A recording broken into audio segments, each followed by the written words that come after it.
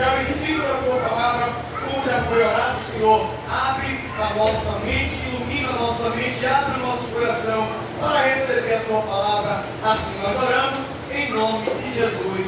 Amém. Vamos acompanhar a leitura da introdução. Pode se assentar, queridos. Vamos ler apenas a introdução. Acompanhe a nossa leitura. Amém. Introdução. Agora, você faz parte da igreja, pois não apenas recebeu a salvação oferecida por Cristo, mas também foi incluído em sua família. A palavra igreja, nesta lição, não está restrita à Assembleia de Deus ou qualquer outra denominação, nem ao local onde você frequenta os cultos. Depois do plano idealizado por Deus para salvar os homens, a igreja é a resposta mais inteligente da divindade. Aqueles que seriam salvos formariam um corpo, porta-voz da salvação para as outras pessoas. A igreja é um organismo que tem a própria vida em Cristo, a qual estabeleceu a missão dela e como cumpri-la.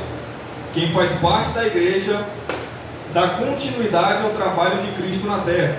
A verdadeira vida que está em você chegará aos outros. Isto é ser uma bênção para o mundo. Ninguém recebeu a salvação simplesmente para ser salvo, mas sim para integrar-se à igreja. Por isso, é preciso que você compreenda bem o que ela significa, conheça quais são os seus objetivos e as suas ordenanças. Glória a Deus. Vamos lá. Lição 4, conhecendo a igreja. Introdução. Na lição desta semana, nós iremos aprender sobre a igreja e o papel que ela representa. São vários, né? Mas eu vou destacar aqui apenas 3. Por exemplo, iremos aprender como a igreja foi formada, o que a igreja primitiva deixou de exemplo para as igrejas atuais. Igreja primitiva, irmãos, quando todas as vezes que você ouviu falar de igreja primitiva, é aquela, se refere àquela primeira igreja que foi fundada pelos apóstolos. Lembra quando teve aquela pregação de Pedro, de 3 mil almas aceitaram a Cristo, depois da segunda pregação, as 5 mil almas, pronto. Se trata desse povo aqui, ó, a igreja primitiva. E também nós iremos aprender qual é a importância que ela tem na vida do crente. Frequentar uma igreja é dar continuidade à obra que Cristo ele começou. Tá bom, hein? Então, basicamente hoje, né, o que nós iremos abordar é a origem da igreja em si, né? O que é que a igreja representa, por que é tão importante nós cristãos, depois que aceita Jesus, frequentar a igreja, né? Quais são os nomes, né, que a igreja ela é conhecida, né? Como é que a igreja é conhecida? A igreja só é conhecida pelo nome de igreja. Quais são os outros símbolos que podem representar a igreja, né? Aquele que frequenta a igreja, qual é o nome que a pessoa recebe quando frequenta a igreja? Então são assuntos como esse que nós iremos abordar na noite de hoje. Então, como você aprendeu na semana passada, né, conhecendo sobre a salvação, a gente abordou um pouquinho a respeito da salvação. Se alguém te parasse na rua e perguntasse, né, me fala por que eu tenho que ir para a igreja, me fala por que eu tenho que se salvar, isso foi assunto da semana passada. Então hoje, se alguém te parar na rua e perguntar acerca da fé que você professa, perguntar acerca da salvação que você tanto almeja, hoje você já sabe o que falar, você já tem os versículos de referência para poder falar. E hoje o tema é sobre a igreja. A partir de hoje, quando alguém te perguntar, eu não preciso ir para a igreja para ser salvo, você vai provar dentro da Bíblia quais são os aspectos, né, e quais são as exigências que a própria Bíblia pede para que nós venhamos ser participantes da igreja, né? Então,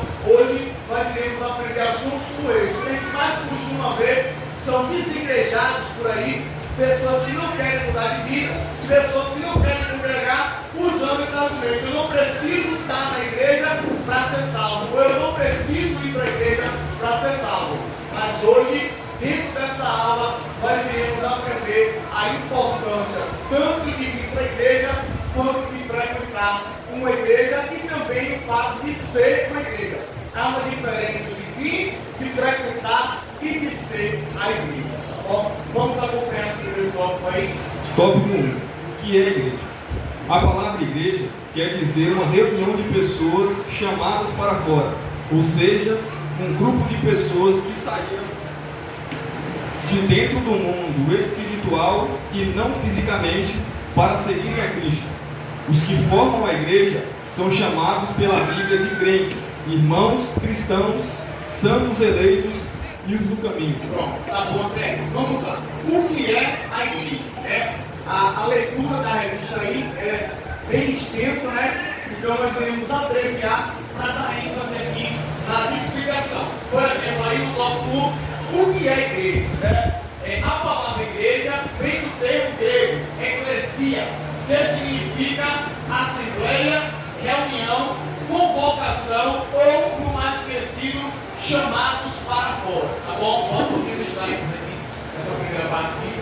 Então, igreja, quando a gente se refere à igreja, nós não estamos nos referindo a uma denominação, tá bom? Igreja na Bíblia, é essa representação aqui, ó. Uma palavra do termo grego que significa assembleia, uma reunião de pessoas. Né? Então, igreja é uma reunião de pessoas. Por isso que Cristo disse: aonde houver 2 ou 3 reunidos em meu nome, aqui, ó, em uma igreja, em uma assembleia, em uma reunião, em uma convocação, né, eu estarei presente. Então, a palavra igreja significa chamados para fora. Então, passa um pouquinho.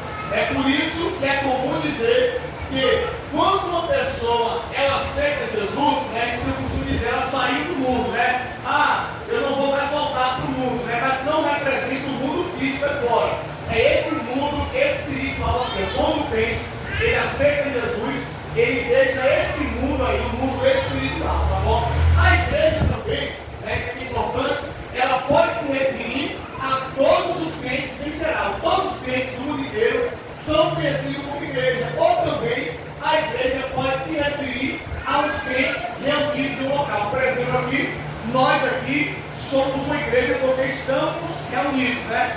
Mas a igreja também pode se referir a todos os crentes espalhados na face da terra, né? Então, há vários nomes para os frequentadores da igreja. Por exemplo, como cristãos, como servos, irmãos, e o mais conhecido é o crente, né? A pessoa quando aceita Jesus, ela passa para a lei de crente, né? Para costume dizer antigamente, né? Ah, fulano passou para a lei de crente. Então, essa lei aqui que nós somos conhecidos, mas tem diversos nomes, né? Aqui chama de irmão, nós costumamos chamar irmão tal, né? Irmã Jaqueline, irmã Manuela, irmão Paulo. Então, é como nós costumamos nos tratar, né? Cristão já é uma classe geral, né? Por exemplo, você vai fazer uma entrevista de emprego. É comum na entrevista de emprego perguntar a sua religião, né? Você lá não vai perguntar se você é crente, né? Crente é um termo, lá não vai perguntar se você é cristão,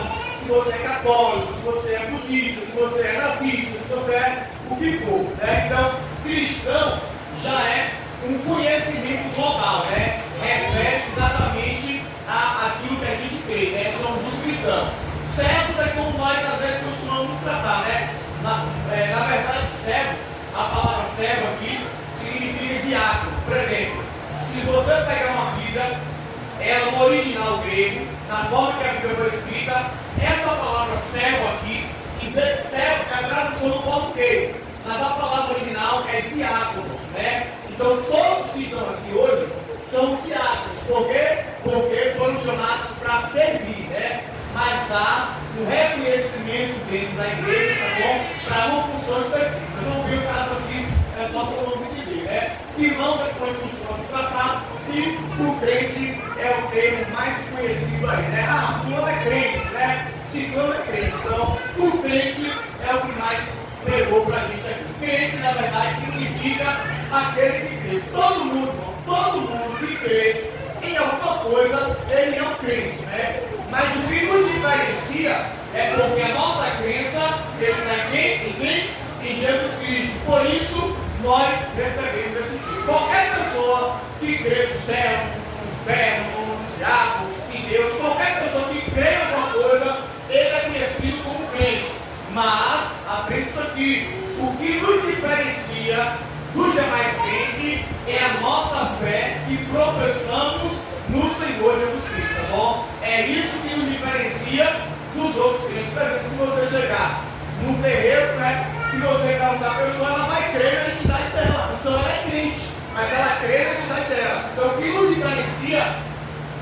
um do outro, exatamente isso aqui, ó. Aonde a nossa crença ela está depositada, tá bom? Então, bota aqui no meu título.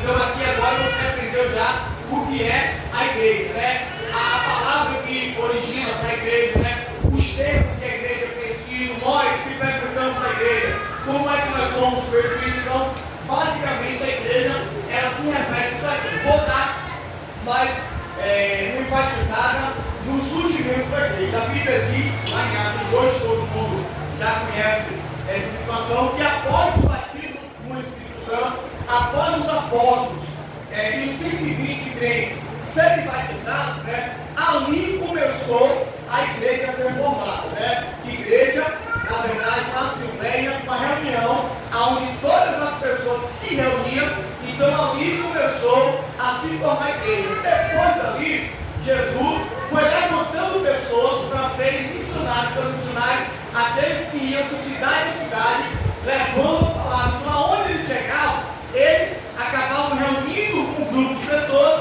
que logo depois se tornavam igrejas. Né? As igrejas antigamente, elas não tinham templos como nossos atuais. Normalmente eram em casa servidas pelos próprios irmãos, aonde eles se reuniam e começavam a cultuar Deus, começavam a cantar louvores, e ali, de localidade em localidade, iam surgindo as igrejas até chegar nos nossos dias atuais. Então ali foi o surgimento da igreja, tá bom? Então a igreja surgiu dessa forma. Símbolos da igreja, olha aí, símbolos da igreja. Só a primeira estrofe, vamos ver na revista mais uma vez aí, irmãos. Símbolos da igreja. O primeiro símbolo é o corpo. Jesus não está mais presente entre os homens, de forma física, mas em cada pessoa que o recebe, em qualquer parte do mundo, ele introduz a sua vida para formar um corpo. Pronto, vamos lá. A gente já acompanhou aqui sobre o surgimento da igreja, como a igreja surgiu, né? Como a igreja se expandiu. Pastor, como foi a expansão da igreja? O que é que aconteceu? Né? A partir de Atos, capítulo número 8, capítulo 9, né? Capítulos a seguir, a perseguição agora caiu sobre a cidade de Jerusalém. Então o que é que aconteceu? Por causa da perseguição de Jerusalém, os discípulos começaram a fugir e habitar nas cidades vizinhas. E o que é que aconteceu? Quando eles chegavam nas cidades vizinhas, eles não se calavam. Eles começavam a divulgar o Evangelho, começavam a pregar a palavra de Deus, e ali igrejas iam sendo estabelecidas, e a palavra de Deus ela ia ganhando força. Né? Então, ou seja, quando a perseguição surgiu, né, muitos pensaram, agora a igreja vai acabar, agora a igreja vai parar. Mas pelo contrário, foi a perseguição que contribuiu para o crescimento da igreja. Olha que coisa interessante, né, irmão? A perseguição acabou contribuindo para o crescimento da igreja, porque aqueles irmãos fiéis que não negavam a sua fé, quando eles chegavam na cidade, eles começavam a pregar, né? E quando as pessoas ouviam a pregação, as pessoas iam passando a crer e novas igrejas iam surgindo, né? Foi assim, a partir de Atos capítulo 8, com a fuga de Jerusalém ali, as pessoas, os discípulos, se instalavam na cidade e começavam a pregação da palavra, né? E a igreja ali, ela foi se fortalecendo e foi saindo de dentro de Jerusalém. É o termo da igreja se cumprindo, né? Foram chamados para fora. Então, toda aquela região ali foi alcançada, porque aonde chegava o crente fiel, ele não se calava. Pelo contrário, ele abria a boca, falava de Cristo e as pessoas eram alcançadas. Então, ali a igreja foi ganhando força. A perseguição contribuiu para o crescimento e a formação de novas igrejas, né? E aí a gente também já aprendeu aqui como nós somos conhecidos, né? Como os irmãos daquela época ficaram conhecidos. E agora nós vamos ver os símbolos da igreja, né? Existem vários termos, aqui, vários termos simbólicos para a representação da igreja de Cristo na terra. Existem vários símbolos, né? Mas vamos conhecer alguns deles agora. Por exemplo, o corpo, né? Cristo, a igreja também ela é conhecida como corpo. Por exemplo, Cristo não está mais presente fisicamente entre nós, mas a igreja em si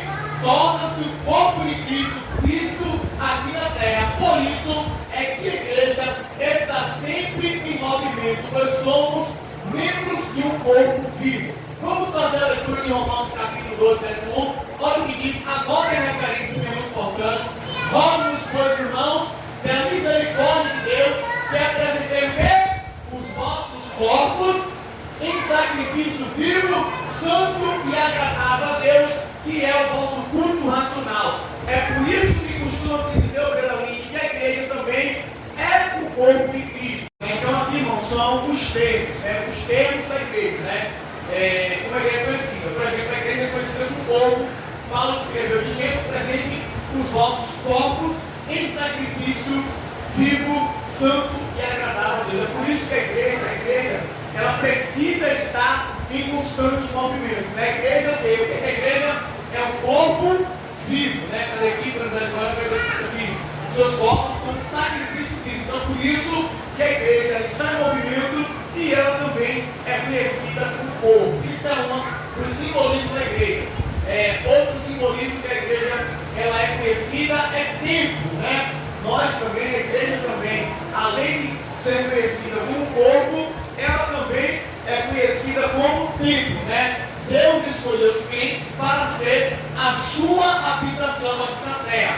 Através de nós, Deus é adorado, honrado, louvado e glorificado. Nosso corpo, alma e espírito são os instrumentos da adoração a Deus. Antes de eu ler 1 Coríntios aqui, lembra na lição passada, na revista passada, que a gente aprendeu sobre a estrutura humana, corpo, alma e espírito, que a gente aprendeu que com o nosso corpo nós aprendemos que o nosso corpo, a gente consegue fazer essa comunicação. O nosso corpo é um instrumento de adoração a Deus. Como é que eu vou adorar a Deus? Se eu não tivesse um corpo aqui, como é que eu ia adorar a Deus?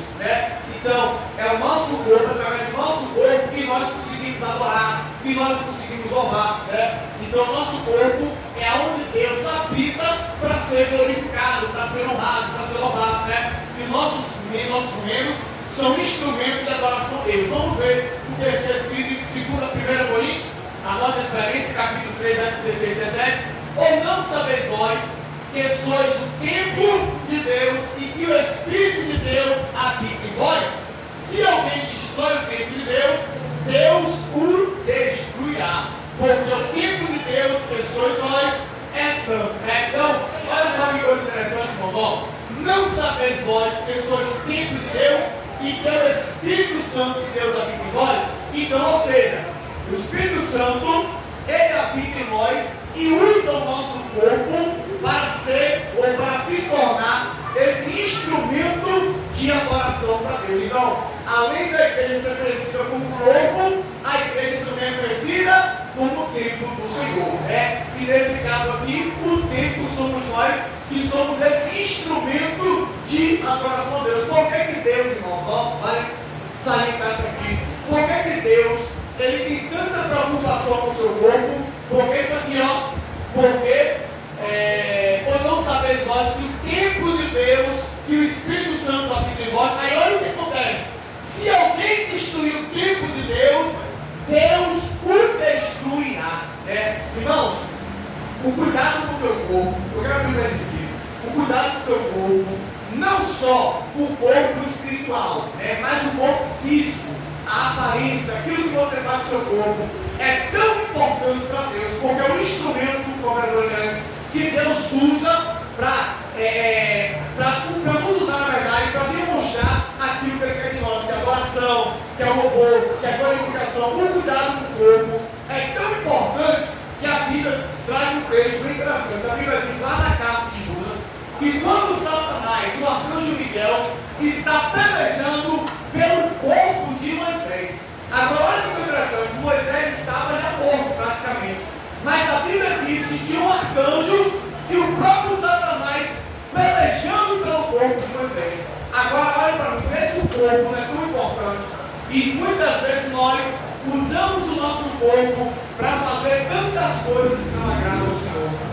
Só que a Bíblia diz o seguinte: se alguém destruir o templo de Deus, Deus também o destruirá.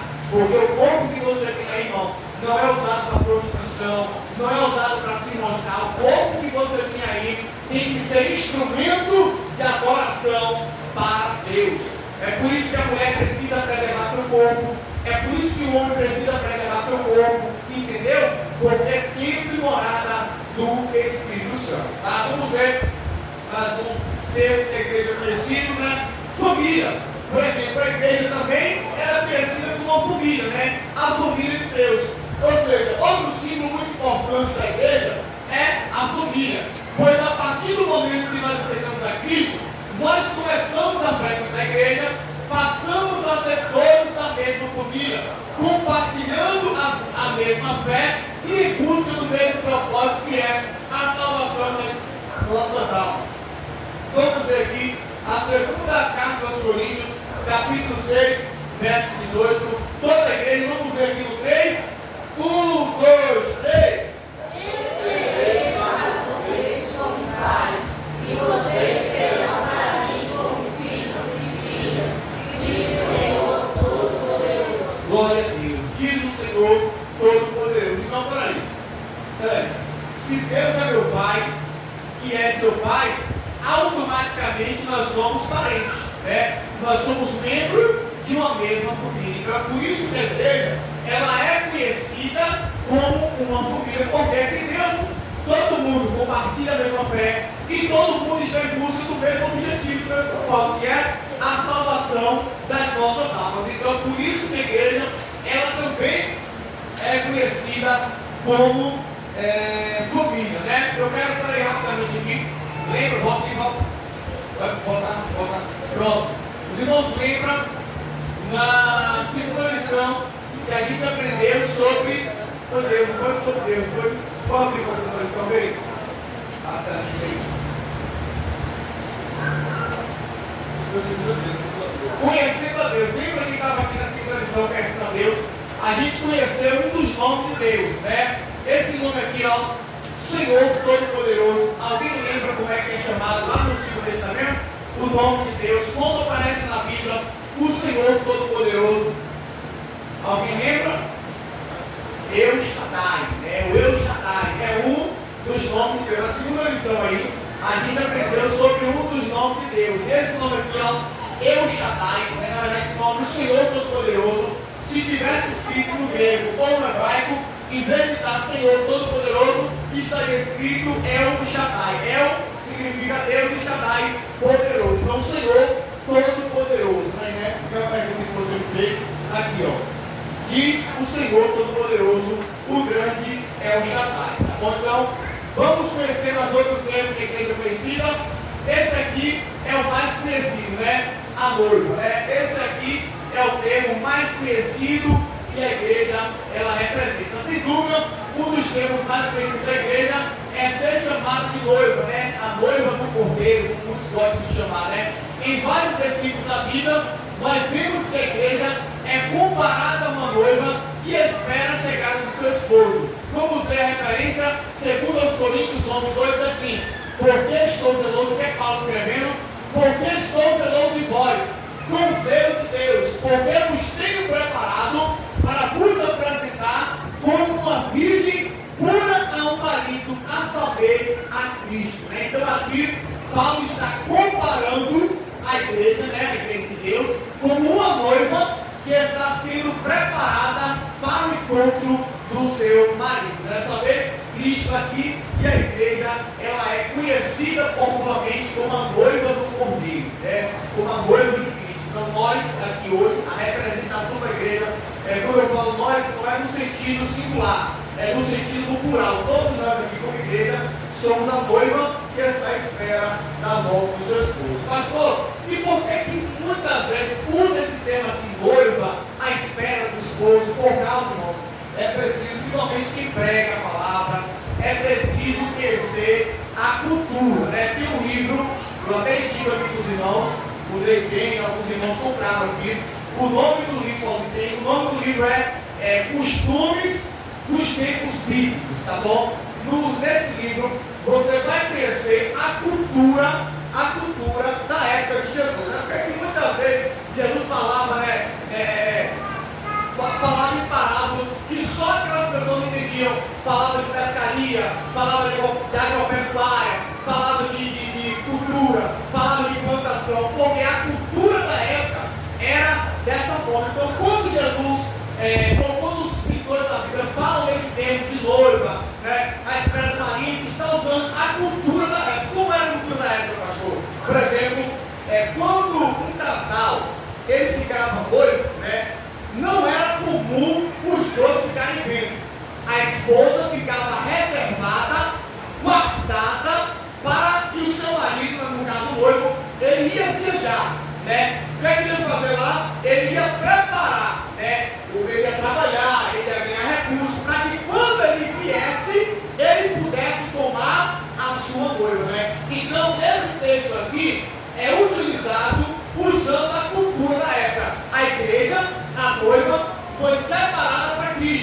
Portanto, nós estamos esperando aqui, né? Enquanto Cristo foi preparar o lugar, né? Cristo está preparando tudo para que quando ele vier, ele venha buscar a noiva. E a noiva, ela precisa estar separada, precisa estar preparada, aguardando a volta do noivo. Por quê?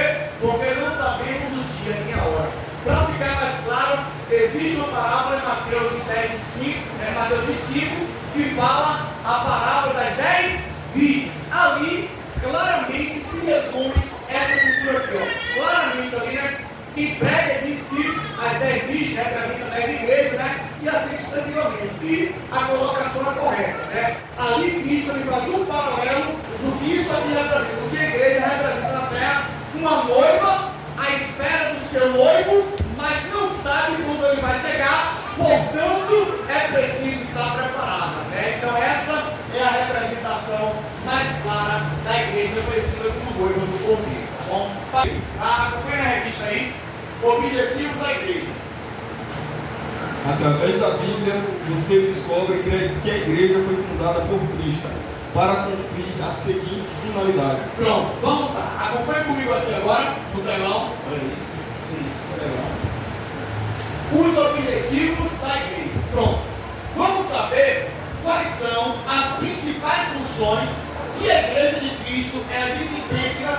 Pronto, deixa eu fazer um resumo. Nós já aprendemos como surgiu a igreja. Nós aprendemos o significado do nome igreja. Nós aprendemos como nós somos conhecidos, irmãos, servos, crentes e tal. Nós aprendemos como a igreja é conhecida popularmente, corpo, templo, noiva, família. Mas agora, nós iremos, antes de aprender por que Deus vai estar na igreja, nós iremos aprender quais são os objetivos da igreja. Pastor, tem gente, irmão, tem gente que está na igreja ainda, mas ainda não sabe qual é o objetivo da igreja. Acha que vir para a igreja é só vir, sentar na cadeira, ouvir louvor, ouvir uma palavra, tudo bem, não. A igreja está aqui, irmão, porque ela tem um objetivo, na verdade, vários objetivos. Aqui nós temos que tratar de alguns, né? Vamos ver qual é o primeiro, o principal, pronto. O principal objetivo da igreja é esse aqui, ó, evangelizar, né? A principal função da igreja é dar continuidade à obra de Cristo. Isso aqui, irmão, não precisa ser obreiro, não precisa ser pastor, não precisa ter ordem eclesiástica. A continuidade da obra de Deus. Sabe aquele dia que você aceitou Jesus, que você começou a frequentar a igreja, que você virou crente de verdade, pronto. A partir daquele dia, você recebeu missão. Que missão foi essa, pastor? Da continuidade à obra de Cristo. Olha o que está escrito em Mateus 28, 19 e 20. Portanto, ide e fazer discípulos de todas as nações. Parece aqui. Jesus ele está falando para o seu discípulo e para mais de 500 pessoas que estão ouvindo ele, né? Então não é só para obreiro essa missão, não é só para pastor essa missão. Ide por todo mundo e fazer discípulos. Fazendo o quê? Isso aqui vamos aprender daqui a pouco. Batizando em nome do Pai e do Espírito Santo. Olha aqui. Fazendo o quê? Ensinando-os a guardar todas as coisas que eu vos tenho mandado. Como é que a gente vai aprender algo de Deus se a igreja não tem curso de ensino, se a igreja não tem pregação da palavra? A igreja, irmão, preste atenção nisso aqui. Pode ser essa, pode ser a sede, pode ser qualquer igreja. Olha para cá, olha para lá. Igreja que não tem isso aqui, ó, ensinamento, que não ensina a guardar a palavra de Cristo, não é uma igreja bíblica. Ela pode ter reteté, ela pode ter profecia, ela pode ter o que for, mas se não tiver isso aqui, quem é que está dizendo isso aqui? O próprio Cristo. E façam discípulos das nações, batizem, né, no Espírito Santo, ensine a guardar todas as coisas que eu vos tenho mandado. E eis que estou convosco todos os dias até a consumação do século. Profecia, milagres, curas, libertação, precisa ter na igreja, mas tudo parte disso aqui, ó, ensinamento, né? Então o pilar da igreja é o ensinamento. Então a principal função da igreja é o evangelismo. Vamos ver aqui, outra função da igreja.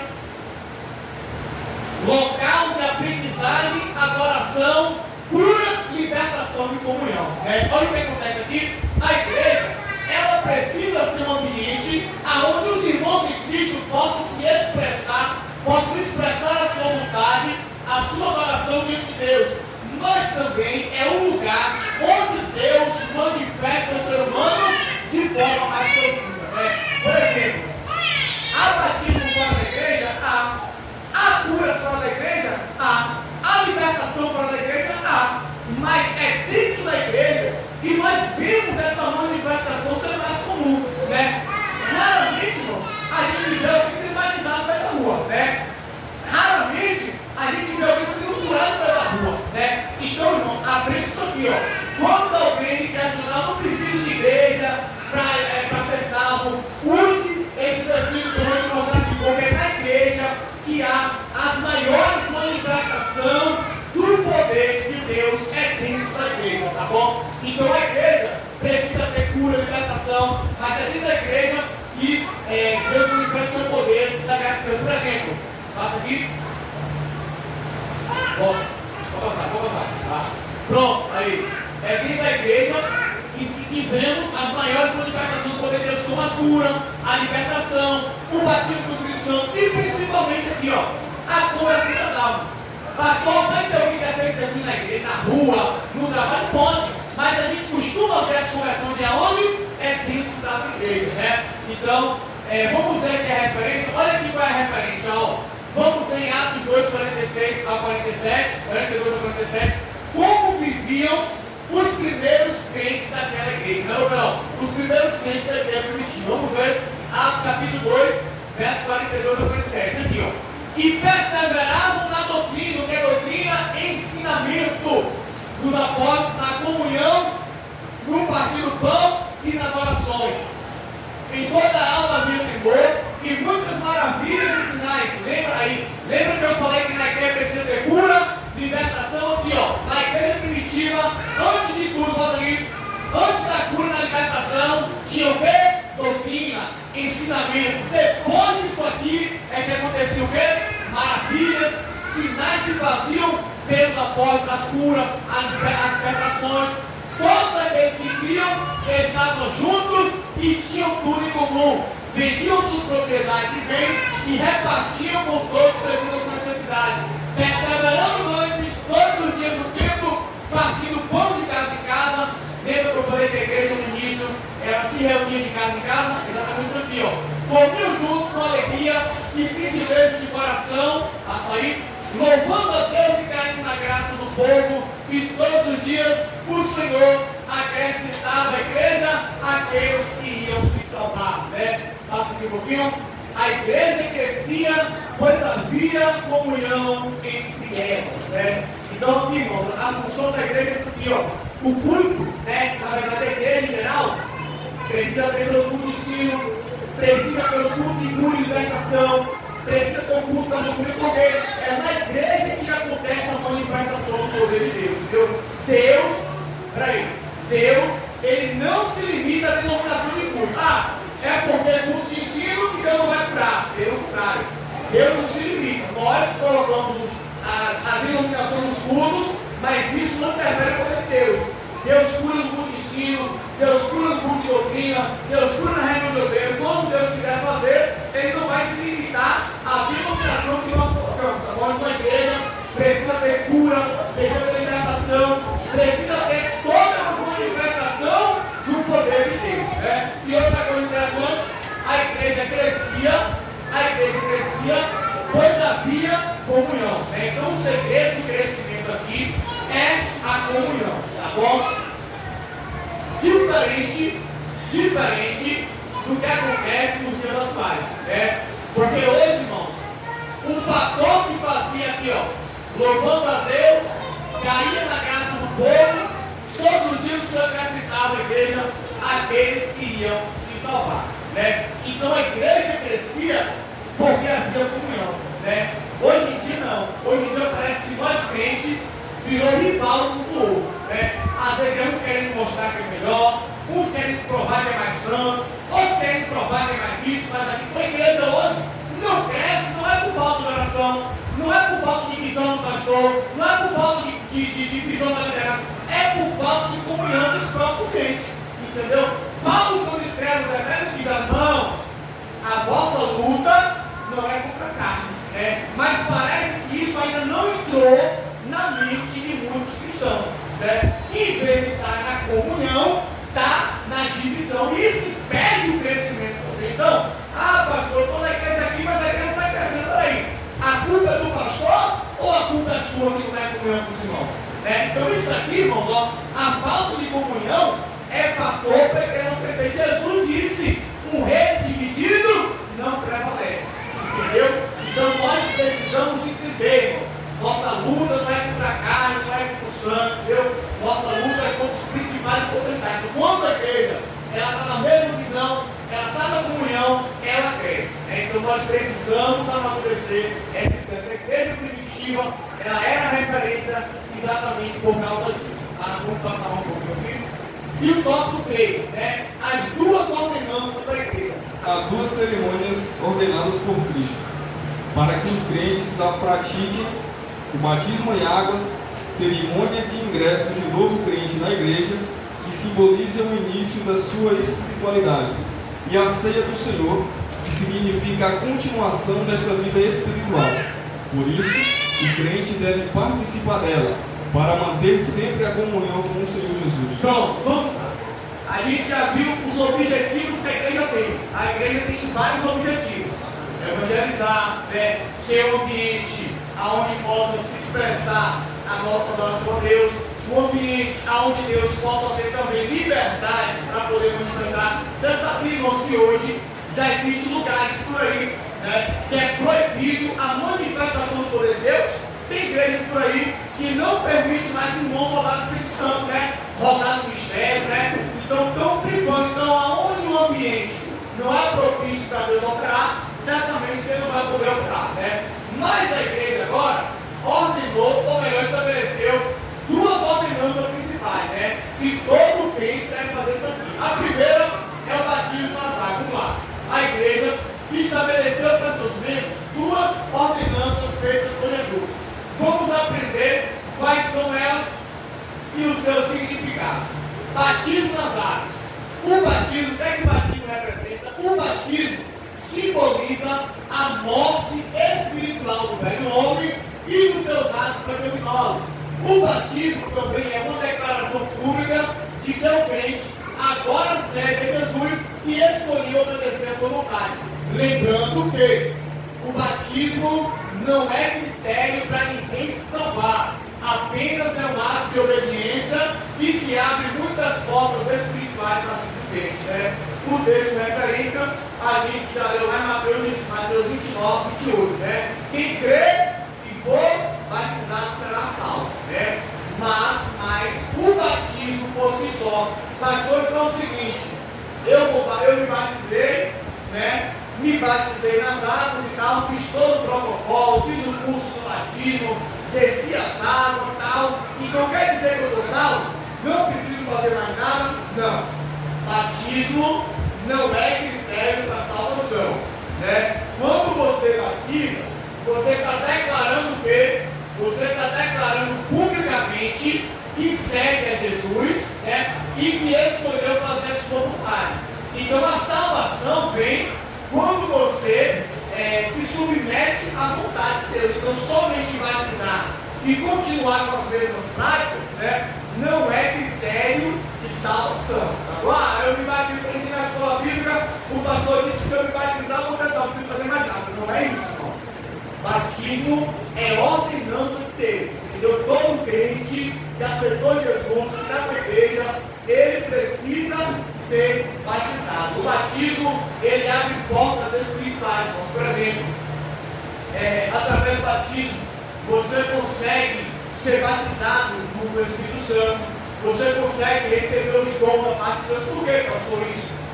Porque quando você batiza, você está declarando, publicamente, tanto para aqueles que estão à sua volta, principalmente para Deus. Você está declarando: Deus, eu estou disposto a fazer a tua vontade. Então o batismo é isso, é uma declaração pública. Por isso, irmãos, que batismo não acontece escondido. Batismo sempre tem testemunha, entendeu? Para ver, é uma declaração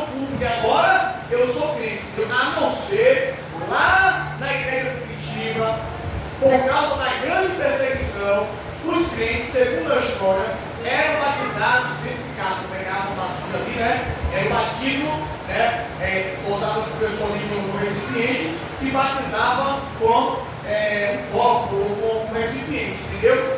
Naquela ocasião, por causa da grande perseguição, entendeu? E também batizar 3.000, 5.000 pessoas de vez, né? Não era qualquer coisa, precisava ser um processo muito delicado. Mas nos dias atuais, outra coisa, batismo precisa ser por imersão. Que é isso, pastor? É quando a pessoa é colocada toda dentro da água. A própria palavra batismo significa imergir, né? Então, o batismo do crente é feito por imersão. Então, é uma ordenança da parte de Deus. A segunda ordenança que nós vamos ver aqui é a ceia do Senhor. A ceia do Senhor é outra ordenação de Cristo que tem 3 significados importantes. O primeiro significado da ceia, para que pudéssemos reconhecer que os nossos atos pecaminosos precisam do perdão de Deus. A referência é Mateus capítulo 6, verso 26, né? Aonde Cristo fala que a ceia é para perdão de pecados. Vou ler aqui, eu não coloquei ali, mas eu vou ler aqui. Fica uma Bíblia aí, Almeida, fica uma Almeida. Essa Almeida aqui. Mateus 26, 26, está escrito da seguinte maneira. Eu acabei não colocando isso ali, mas Mateus 26, 26 diz assim. Pronto. Enquanto comiam, Jesus tomou o pão e, abençoando, o partiu, Deus e disse: tomai e comei, este é o meu corpo. Verso 28, porque. Pronto, 28. Porque isto é o meu sangue, o sangue do novo testamento, que é derramado por muitos para a remissão de pecados. Mateus capítulo 26, verso 28. A ceia tem como simbolismo também a remissão dos pecados, né? Pastor, quem é que participa da ceia? Pecadores que reconhecem os seus erros e assumem o curso de arrependimento, tá bom? Segundo, para que pudéssemos lembrar do sacrifício feito por Cristo na humanidade. Na 1 Coríntios, quando Paulo escreve no capítulo 11, verso 26, né? Jesus diz: façam isso em memória de mim, né? Então, quando nós participamos da ceia, estamos lembrando ou recordando do sacrifício feito por Cristo na humanidade.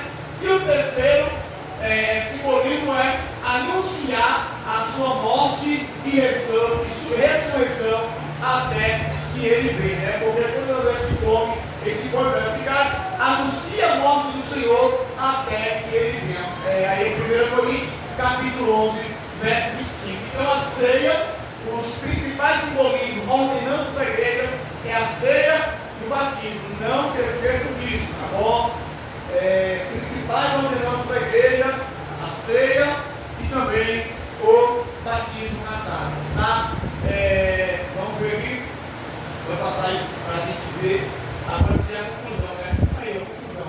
Hoje, vamos lá, a conclusão. Hoje, aprendemos a importância que a igreja tem na vida de todo cristão. É na igreja que renovamos as nossas forças físicas e espirituais. É na igreja que podemos adorar a Deus com mais intimidade. E também é na igreja que Deus manifesta o seu poder e a sua vontade de forma profunda. Então, seja qual for a situação, que venhamos nos manter firmes na presença de Deus. E para encerrar, vamos ver Hebreus 10:5. É o versículo que você nunca pode esquecer. Hebreus 10:5. Toda a igreja, vamos ver esse versículo aqui rapidamente. Hebreus 10:5. No 3, vamos ver. 1, 2, 3. Não deixamos de congregar, como é costume, nós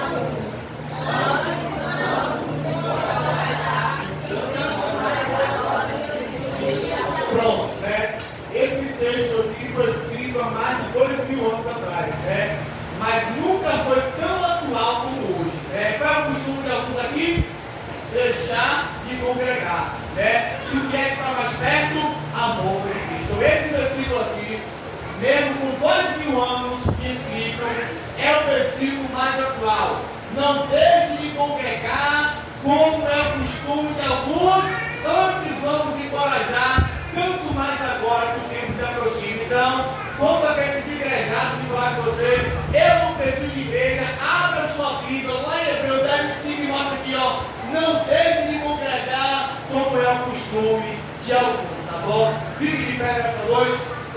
fazer uma revisão daquilo que nós aprendemos hoje.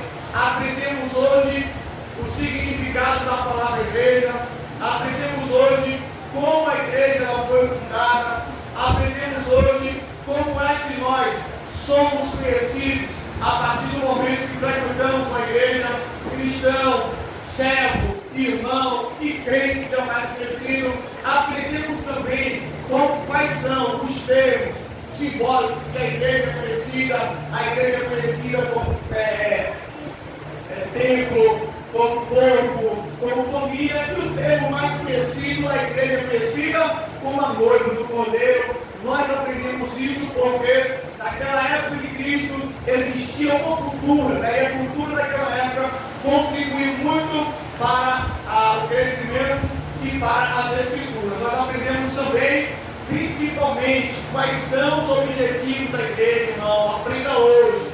Os objetivos da igreja é evangelismo, é o principal pilar, é o principal objetivo da igreja. A igreja precisa ser um ambiente onde tem o ensino da palavra, a doutrina de Deus como principal pilar, né? A igreja precisa ser um ambiente onde tem a cura, a libertação e manifestação do poder de Deus, né? E nós vimos também aqui as duas ordenanças principais estabelecidas por Cristo na sua igreja, que é o batismo nas águas e a ceia do Senhor. O batismo nas águas não é critério para salvação, também a ceia, mas são ordenanças daquele que se submete à vontade de Cristo. E na conclusão, nós vimos Hebreus 10:25, aonde o escritor nos orienta e nos afirma a não deixar de congregar, como era o costume de alguns daquela época e como é o costume de alguns no dia de hoje, porque o tempo ele se aproxima.